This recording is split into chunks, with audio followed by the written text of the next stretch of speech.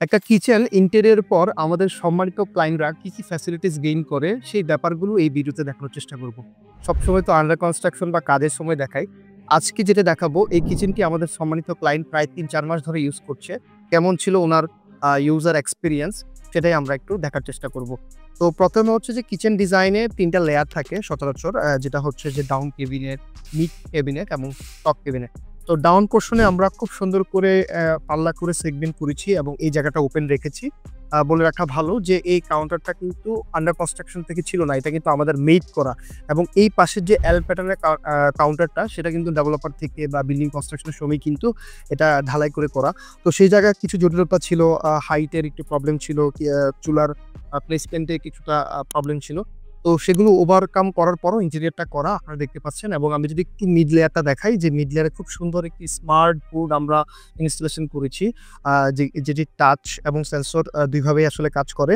এই পাশটাতে হচ্ছে আ একটা পিলার ছিল মানে কলাম ছিল এবং কলামের সামনে আমরা একটু জিনিসপত্র রাখার জন্য ব্যবস্থা করে দিয়েছি এবং এই লেয়ারটা হচ্ছে গ্লাস পোর্শন করে এই ক্যাবিনেটগুলো করেছি যেন একটু ডেকোরেটিভ লাগে। এবং উপরে যেটা দেখতে পাচ্ছেন উপরে টোটালটা কিন্তু স্টোরেজ করে দেওয়া, ক্যাবিনেট করে দেওয়া টোটালটাই। এবং নিচের পোরশনগুলোতে আমরা বেশ কিছু অ্যাক্সেসরিজ ইনস্টলেশন করেছি সেগুলো একটু দেখাতে চাই। যেমন কাটলারি ছিল।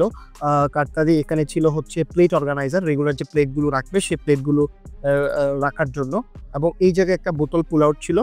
আ আ মসলা বা বোতল আদি যে জিনিসগুলো থাকে সেই জিনিসগুলো রাখার জন্য এবং সবচেয়ে ইউটিলাইজের যে জায়গাটা এই কর্নারটা দেখেন, এই কর্নারটা কিন্তু অনেকে মিউজিক কর্নার ইউজ করে যেটা হুইচ ইস ভেরি গুড।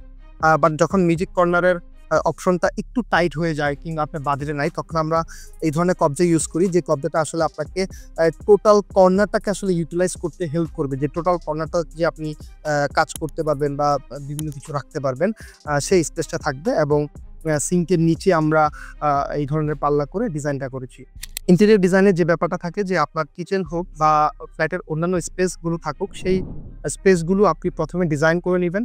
আপনি ডিজাইন করে আপনার বাজেটিংটা ফিক্স আপ করে ডিজাইনটাকে রিভিশন দিয়ে তারপর আপনি কাজে নামবেন এবং অবশ্যই অ্যাক্সেসরিজ এর জন্য একটু বাজেট রাখবেন। কারণ আপনি যখন কিচেন অ্যাক্সেসরিজ গুলো ইউজ করবেন তখন আপনার প্রোডাক্টিভিটিটা আরেকটু এনহ্যান্স হবে এবং আপনার কাজের ক্ষেত্রে অনেক বেশি সুবিধা হবে।